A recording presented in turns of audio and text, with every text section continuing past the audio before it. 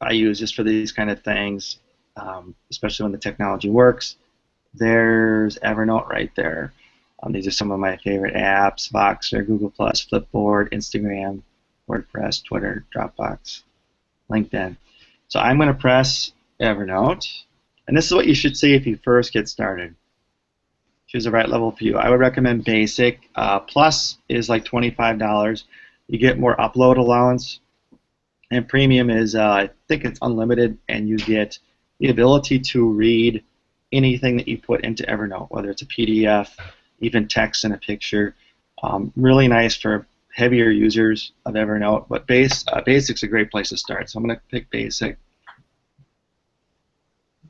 All right, select Basic, get started. All right, so that is your screen, okay? And I am first going to just start with a picture I drew a while ago. It was after I wrote the book, but before this thing. It's just a diagram of the 3 different types of portfolios, okay? Yeah. What I'm going to do is just select, you have 5 options up here. When you first get started, you just want to really just start to capture stuff. You don't want to worry about organization. Just get used to using it. And so I have a Moleskine notebook, which is paired with Evernote, and works well when you want to take pictures of anything you've written or drawn, especially at a conference. So I'm going to pick photo. Okay, you see that? There's my house. Yeah. All right. Now up here you have some options. Right now it's on document setting. I can switch it to just photo setting. But I'm going to go to document. Document setting is going to just take a screenshot of it. So I'll try to hold it up. So here's the image, okay? And it's really good about capturing exactly what you want. I'm going to show you in just a second here. So it's got it down here. I'm going to press save. And the note is good. I'm going to click on it. And there it is. Turn it to the side. So you can see my writing there, how clear it is from there. Kind of hard to see. So turn to the side. And is that document size or is that pics and photo size? That is document size. Wow. So that is, I'll just go ahead and turn your cameras on here because it goes to you anyway. That is document size. So it's perfect for any 8.5 by 11. It's great for these kind of notebooks. It's really nice, and that's what I used it for quite a while actually. Was just taking pictures of writing. When I didn't want to be distracted by technology, I would write in my notebook, and then later I could scan it in. So then I'm going to go in, and it's got a little title on it. I'm going to click on that. I'm just going to call it Digital Portfolios. Digiportfolios. I want to make that a hashtag. No, maybe not. I can also give it a tag. No, apologies if you can't see that. I'm just going to say webinar. Similar to tagging in Facebook. Those. All right. And there I have it. I have a Digiportfolio notebook with the image I just scanned in. And that's it. You don't have to save it. It saves it automatically. I'm going to go back. Now I'm going to go to my notes. And there it is. It's just an ad. So that's my first note right there. If I go back, another thing I like to use this for, Evernote, is capturing Post-it notes. So are you two pretty heavy Post-it note users? Yeah. Who isn't? Yeah. What do you use Post-it notes for? Everything. we use them in faculty meetings. Hi, I'm on a call. to stick things up. I've got them all over my desk. Yeah. I mean, that's why I'm curious because I've used Google Keep and I've been trying to use Keep more to replace my Post-it notes, and I'm curious how Evernote will do that. Will Sure. work in place of that. I'm gonna turn your attention to my to-do list. Okay, this is my printer and things that I have to do. So these are all the writing projects that I'm working on. This is just my little system. These are top priority projects. These are long-term projects. So what I'm gonna do is I'm going to go back into photo. I always start with photos. That just seems to be the place where people naturally start to use it. Click on photo. Now I have it in document setting right here. It always starts in document setting. I'm going to now, Post-it note and Evernote also work well together, just like Moleskine. So what it's going to do is it will, my books back. Maybe I want to keep track of all my books, my projects, and I want to be able to see them wherever. So I'll take a picture of that. Take a picture of that. I always touch the screen first. What are you doing, dude? That was a better one. Touch the screen, get in about. Oh, did you see that? It will actually capture it for you. I'm not pushing anything. Oh, wow. So, I'll click Save. And there's my note. Can you see that? So that one didn't take a very good one. I didn't get real close. That was not so good. This one did pretty well. And you can see how well it turned out. I mean, it made it look just like a Post-it note. So this is an article I'm writing about Twitter for EdTech. We'll see if they accept it or not. This one's for an article for the Reading Association. That one is for ASCD. And then it has a little Post-it note sign under there just to show you that Post-it note works pretty slick with that. Now, I didn't like that one. These two I didn't very, very good. So if you just click to the side of it and click the back button, you can get rid of it. And I'm going to just go back in. Within the note, you have options as well. You can take photos, pull photos right in from your phone itself, or you can take more pictures. I want to take more pictures. I want to get a better picture of that. So watch again. It was this one, and it's just going to capture it, right? Hopefully.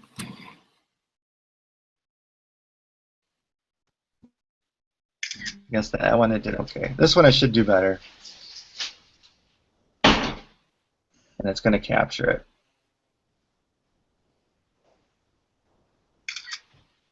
All right.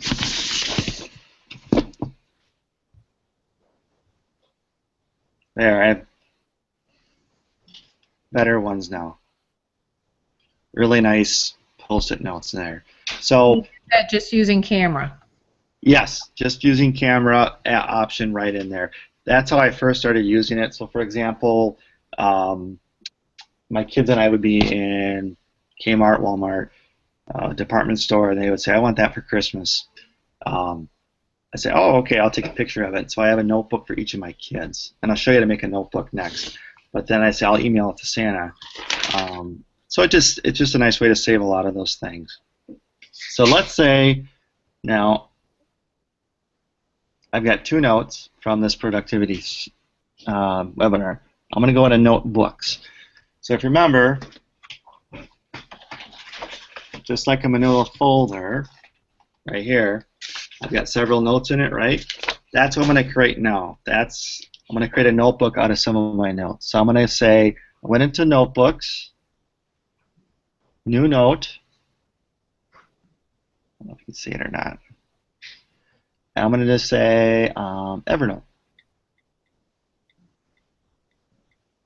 And done. And I'm going to pop in some notes. I can create a new note right from there. Or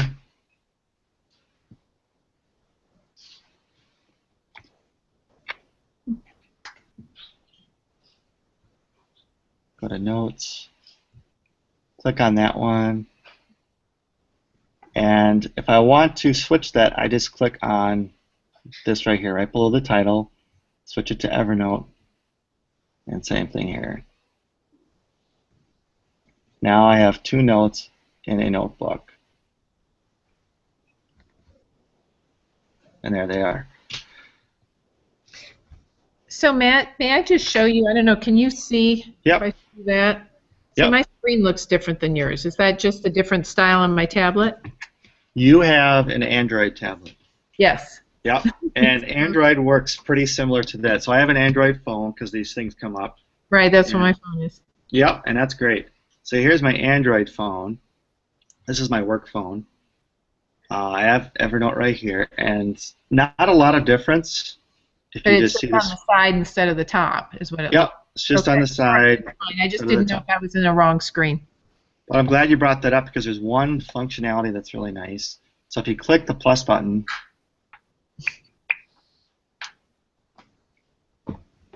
okay, if you click the plus button, let's see if I can get this to show. There's one down at the bottom. It says handwriting, Yeah. and then you can actually handwrite right on it Mm. and take handwritten notes, especially if it's a tablet. That's kind of nice. You have a stylus and you don't want to type. That's one of the advantages of an Android with Evernote than an iPhone. Huh. Okay. So why do I show you to use it personally? Just like with students, you have to have context for what you're using it for. So our context right now is our world as educators. So that's our world. Post-it notes and notes that we've written in class or at a conference. And if we use them or even taking pictures of the things that our kids want for Christmas, there's a context for it. With technology is almost its own context. So that's why teachers, I think, have a hard time conceptualizing how to use it. They don't see it, in their classrooms. So using it personally is really something that's I highly recommend, and that's what I recommended with my teachers. So I think today we're just going to go over just some basic ways to use it personally, just with the technology. It's got to be better, and I might just do more of a screencast. Is that okay? For a screencast for more the portfolio kind of stuff. Is that all right? Sure. Okay. So what are some other ideas that you could use Evernote for, just for personal reasons? Well, for personal reasons, I was thinking school reasons. Taking videos. Can you take videos of the kids while they're doing something and then put it in, or does it not have that capability? Okay. Or audio. No, I know what you're saying. Okay, I have an example here. Audio, yes, and I'm going to bring one up.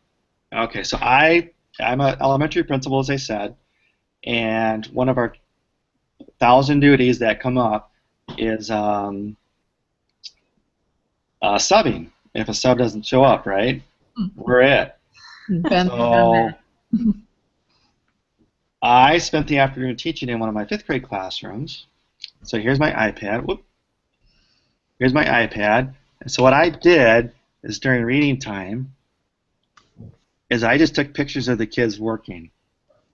And then I recorded audio of what they were reading about, and I asked them questions. Tell me about the book that the chapter you just read. Can you hear that? Dana was like she had a lot of a bunch of mosquito bites.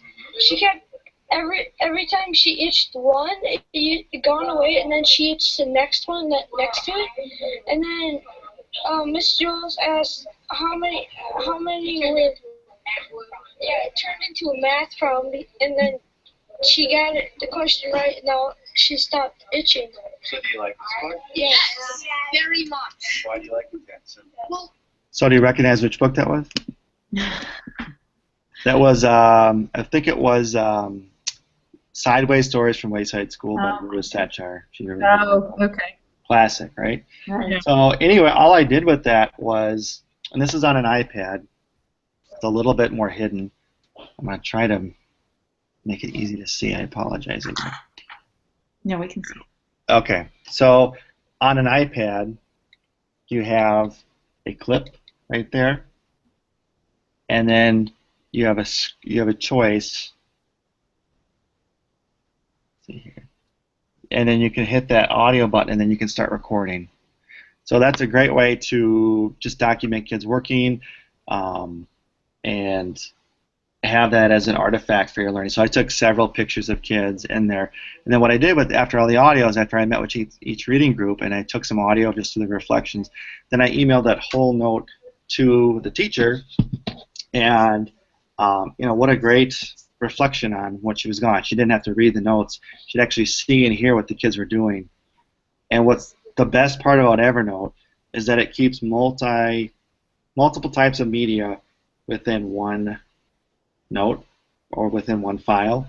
So I can just create a link, a shared link, public link, a URL to that one note. She can click on it, and then right on Google Chrome or Safari, whatever browser you use, she can see text that I've written, images, and audio all in one thing.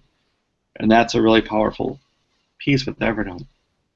So you're doing that, for example, with an individual student. You've got Joe Brown, and so you've got video from Joe, you've got text from Joe, and it all goes to one link. So you could send that link to Joe's parents and say, "Yep, this is what Joe's been doing." Yep, and I know it doesn't keep video. Ah, okay. But it does. But it does keep images and audio. And to be honest, I almost prefer that. I think when we're looking at the video, sometimes we focus on what the kid is doing and stuff like that. Whereas you see an image and what they're talking about, I almost feel like I hear them better, and I'm not worried about holding the camera up and making sure I get a good angle. I'm just setting it down, and I can listen too. So let's say you're doing like a running record. Okay, I can take a picture of what they're reading. I can set my iPad down or my phone, press record, and I can actually listen to them read, right? And then later I could come back and do a running record. I wouldn't have to do it right there. I can actually look and see how engaged they were with the reading. What's their body posture?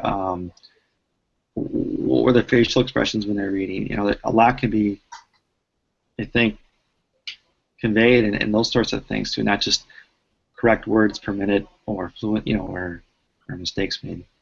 And are there places to comment? So if you've got your picture of your student and you've got your audio, is there a place then where you can make some notes about that or about anything you wanted about the session that would be part of that file too? Oh yeah, so you can put in text in between. So let me show you again here. So you can see that was the note right there. You see the picture? Above it is the actual text that I typed in. And then there's the audio. Actually, there's the audio I just recorded. I'm going to get rid of that.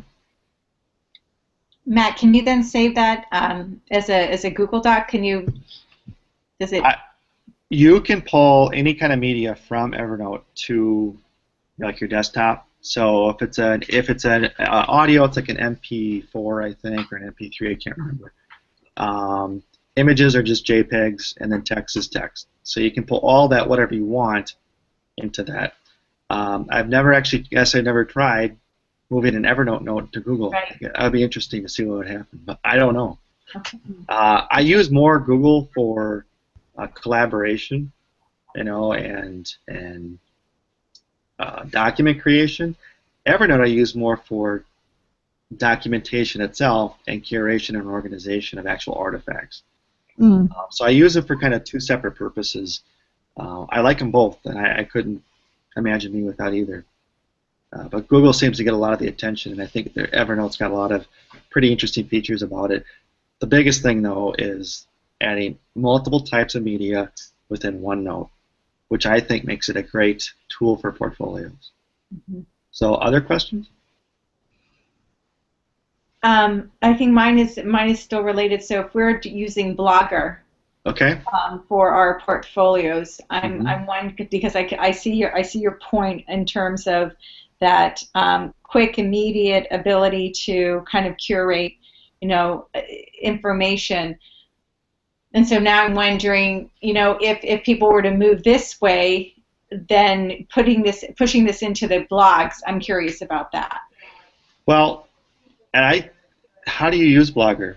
Do you use it as like a daily writing tool, or do you use it more as posting performance? So is it more progress, showing growth over time, or is it showing more It's more performance. Our hope is that it will be more progress, but right now Okay. it's more of a performance. I think that's great. I think blogs work well as a performance portfolio.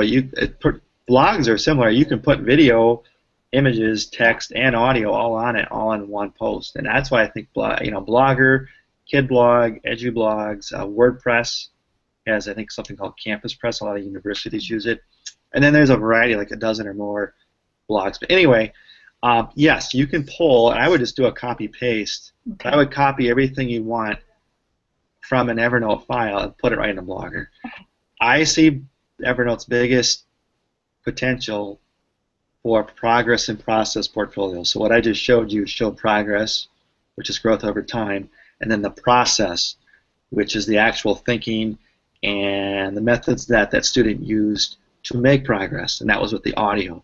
So you really were combining the progress and the process of their learning. And then how I use Evernote for myself is I keep everything. I keep articles. I have a read later notebook, and I just put articles in there from Google. There's a Google Chrome Evernote extension button, and you just click the Evernote extension button for Chrome, and it'll save it into your read later. I use it for everything, and then I'll pick different Evernote notes to put into whatever blog, or I'm sorry, whatever performance portfolio I'm using. So I think it's okay to use a couple of different tools for progress, but performance usually should have one place. So long story short, it can work with each other as long as you show the kids how to capture stuff with Evernote, and then think about, is this mastery work, and then put it into a blog or a Google site. We're using FreshGrade for our demonstration or our performance portfolios. Sorry? FreshGrade. FreshGrade. FreshGrade. It's one word. It's a little newer. It's kind of like Evernote. You record audio, images, text, but that allows parents to see it too. And you don't have to just email it. It'll just show up if they have the parent version of FreshGrade. I'm getting off topic, but that's when you could comment on someone's artifact. Evernote's just if you want to get started and you want something that's free. I mean, it's a nice tool for yourself and for kids. I'll just show you a few more here. How I use it personally, kind of go back to the personal kind of stuff. So one time we were going for a trip, and kind of embarrassing, but I left my entire suitcase at home. I packed it. I had everything in there, and I left my entire suitcase at home. And so we get to our destination. This is in Iowa. I live in Wisconsin. And what are we going to do? So I had to go to Shopko and get 2 days worth of wardrobe, right? So kind of an embarrassing and expensive mistake. So now what I have is I just made a little checkbox. I'll just see if I can show it to you. Of all the stuff, there it is. There you can see it. A checkbox of everything that I will go through before we leave for a trip. So the first one always is the stove off. Yep. And then you can click it, and then the little checkbox. Are the doors locked? Yep. All bags packed in the car. That's kind of important, right? All right. And I can just do that every time. And if we forget something, I add a new checkbox to that. So I'll just show you real quick how to make that. So I'll just use my iPad up here. So text is just text, right? It's just if you want to write stuff, like if you're at a conference, you just want to type stuff, that's great. That's a perfect one. I showed you photos, so you can take regular photos or you can scan in documents. The next one is just a reminder. So I use a reminder. It will tell you what day, when do you want to know this by. And you put the day and the time in. So I actually have a Evernote reminder for Election Day in next year, November, because our school is a polling place. And I set it for 1 day ahead to remember to tell my Phi Ed teacher to make sure that her gym class, only uses half of the gym, because that's where the polling takes place. So you can use it more as a productivity tool in that way, especially if you've got a lot of things going on. But anyway, here's the list. And then it starts off with a little checkbox. And you can just start typing. So things I need to do, I need to make a screencast for the portfolios. Return, and another little checkbox comes up. So if you kind of have like a to-do list, if you like to make grocery lists like that, try that. I think that's really good. There was one more thing I wanted to show. Oh, I have a Home Depot list. I just have things. I just take pictures of stuff. So the Home Depot in town, I'll just take pictures of stuff and put it in there. I need to get a ring, an O-ring for my faucet. That's not what my list would look like. No, probably not. I don't want to assume, but you know, a broken basketball net. You know, I put pictures in there, and so then when at Home Depot, now this is my iPad. I don't carry my iPad anywhere, but if I go on my phone, it's going to be there as well. And then I can say, oh, what was on my list? What are the things I needed? Oh, it's right there. So if I'm outside and I see it, I just open up Evernote, take a picture of it, and it's there. So that's what I wanted to kind of stress with today is just starting to use this stuff personally and doing it within the context of your own lives. And then it just starts to make sense. You can start to transfer it better from what you know to what you don't know, right? Just looking at my list here too. You might want to have a note. About that is I can see using that, you know, with faculty. Sometimes when we're busy, yes, we'll go into a classroom but personalize it. You know, what did we comment on last time? What are we commenting on this time? What are we seeing? And making sure that, you know, the chapter that I read today, chapter 2, was really important because it really honored and valued the look-fors and the reminders that we sometimes just forget. You know, the why behind the what. Mm-hmm. Yep, that's a great reason. You can use it for minutes in a meeting. I've used it for having like an after-school staff meeting. It's voluntary. It's just more like nuts and bolts. I'll just say you don't have to be there if you don't want to. You're responsible for the information. I'll hit record in Evernote, take some notes on there, and then I'll share it out with everyone. So if some people How can't does that work, Matt? Good. Yeah. I think it works good. I mean, you'd have to ask everyone else, but you know, people appreciate, because I have some teachers that are travelers, like my music teacher. She's not there half the day, so she can't make the meetings. So if I record it, audio, and I take some notes on there, she really appreciates that.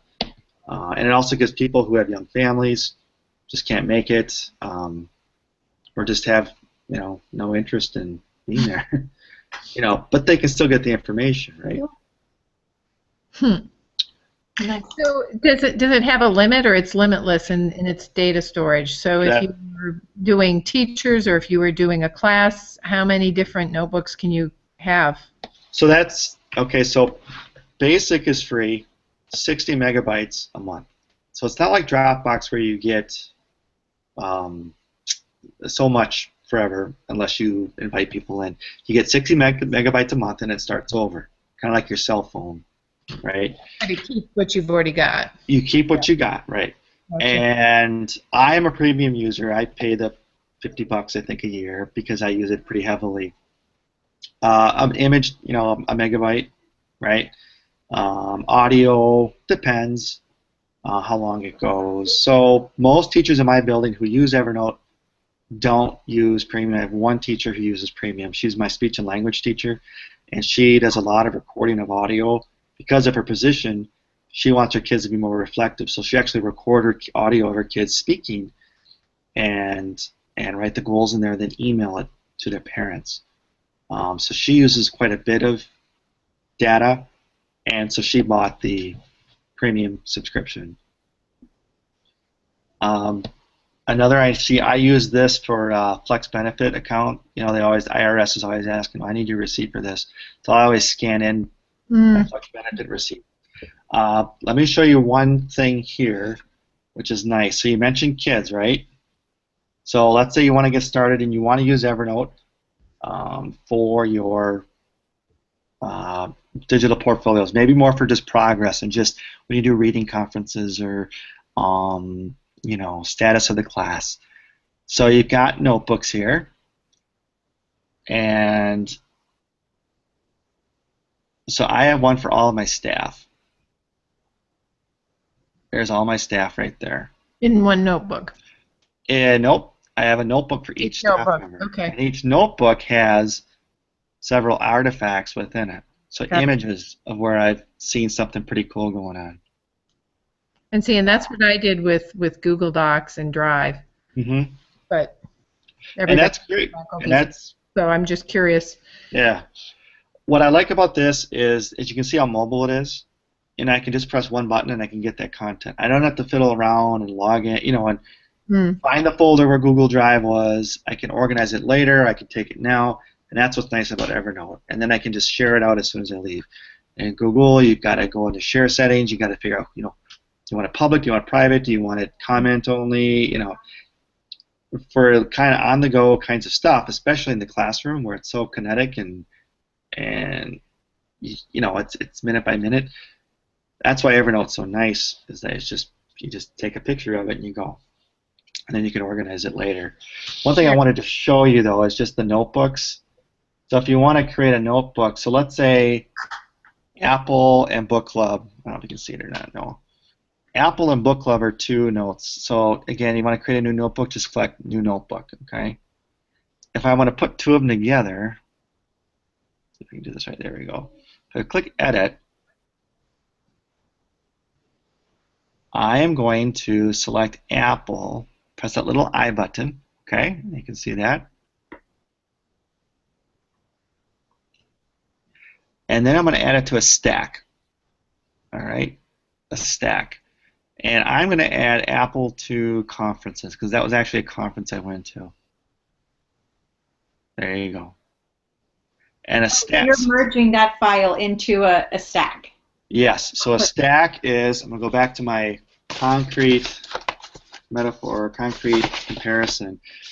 So each one of these is an Evernote note, right? Or an Evernote notebook with lots of notes in it. Maybe these are your old portfolios with your kids, okay? A stack is actually putting all those notebooks into one manila folder, or one accordion folder. Well, the thing nice with Evernote is that you can make it as big as you want. So and when you pulled open that file, you're able, that one that you have right now, you're able to see the documents inside the folder. Like that's what I see on the right-hand side, right? Yes, right. And if there were multiple photos, you would see multiple photos there. Correct. Yep. So here's like my receipts, and here's my diversified benefits receipts. Okay, I can see multiple photos. I can scroll through there. And I really like this idea, like for when the administration gets together and we're having conversations about when we're looking at our own professional growth, and the things that we're, again, going back to this notion of the walkthroughs or whatever, that feature is better than Google Docs, because as you said earlier, you don't have time to go into all of those folders. You simply see it immediately. You could also create a public link. I can show you how to do that real quick. So if you want the link to go into like a Google Doc, so let me just click on, I'll say if I want to share this with my diversified benefits. I'm probably showing too much information on this live feed. Oh, you actually really can't see it very well. Okay, well anyway. But if I click on the little dots up here, I click share, and I can say copy link right there. Yeah. Then I've just created a public link, and it's just like if I were to share it on email, anyone could click on it and it will show up in your Safari browser. It looks really nice, really clean, and then you can pull images from it, but you could embed that link, I guess is what I'm saying, within like a Google Doc of, let's say you just take minutes on all your Evernote. Take all of your administrative minutes on Evernote. You could create a link, email it up, like you were saying, to the rest of your team. Or if we're looking for, look at profile of a learner, and we're looking for, I don't know, critical thinking, whatever. So we all go out, we're looking for that. And we are creating an Evernote document, and then we can then share the individual links from our Evernote, but then collapse them into one document. Yes, you can merge you can merge notes, right? Okay, that's good. We're done. Yes. Okay, that's enough, right? That's brilliant. To me, that's I see so much potential for that. Yeah, and I mean, there's so much you can do as a teacher with, you know, just capturing pictures of kids and having. I mean, some of my teachers would just take a picture of a kid reading his book and then recording him reading the book and just recording fluency, and it's just a big moment of performance mastery, and email it to the parents. And to us, it seems very simple, but we've literally had parents who've contacted the teacher crying because they're so happy to see how their child is doing over time, and it's not just a April portfolio night when we see success. It can be monthly, and that's what I think parents want. And there's really no reason why we can't do that anymore with all these digital tools, and a lot of them are free, and it's really that simple. And so, and it makes us a more reflective teacher. We hear what they're doing, we see what they're able to do, and um, and I think most importantly, the student becomes more reflective because he or she can start to hear how they're doing in reading.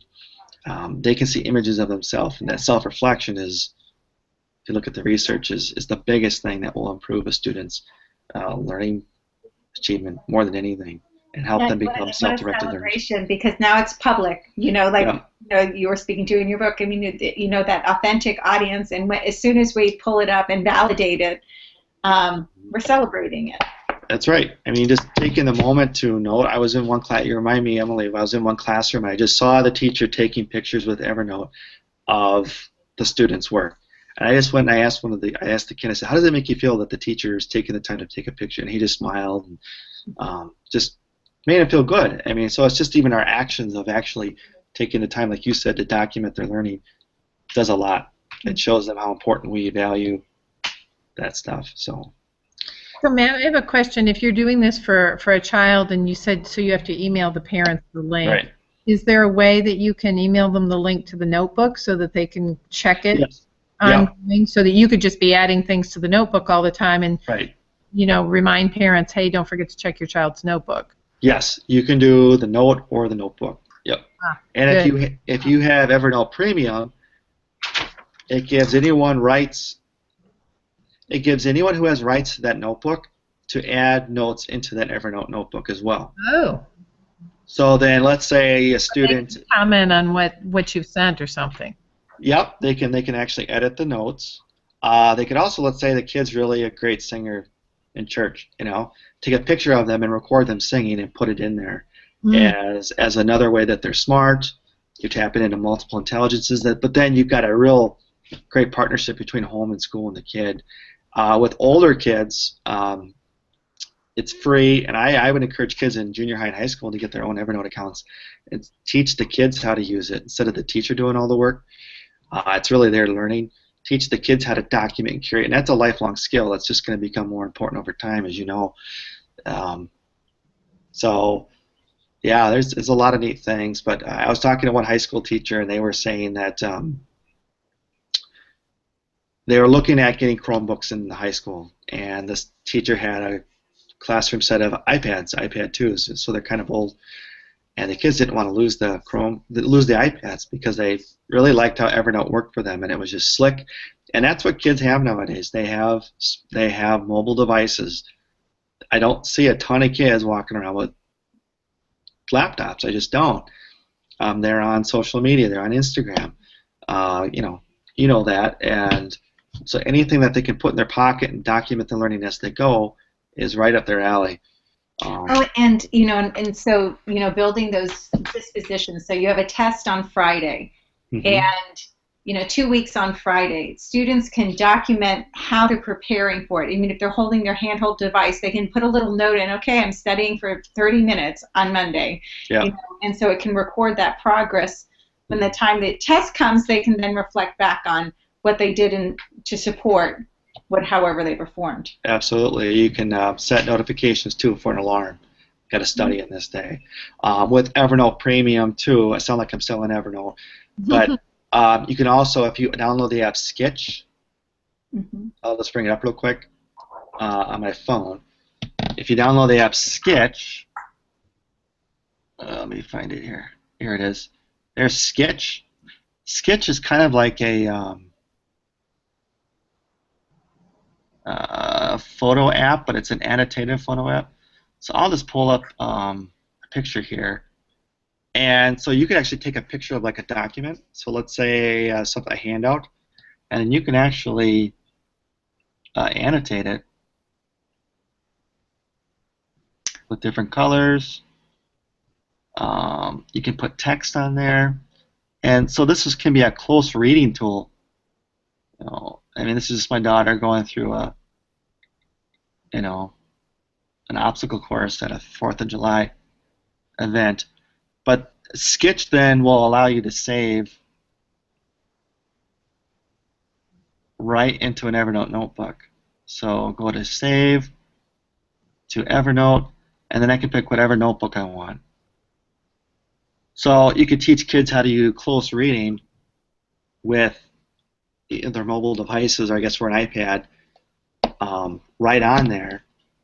And so you could give them, you could email them the PDF, say put up Sketch, and then annotate it using the reading strategies that we taught you. Save it back into their Evernote notebook and for later.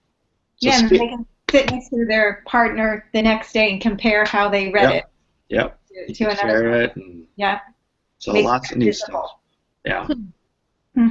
Great ideas. Just looking through my notes here. Another one I use this for is you get those nice notes from families. A nice card or something, and you feel bad about throwing it away, or even your kids' work. Like I have here, writing from my son's.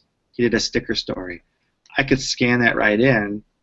He's got his own little notebook. It's there forever, and I don't feel bad about throwing it away, or then I can give it to grandma.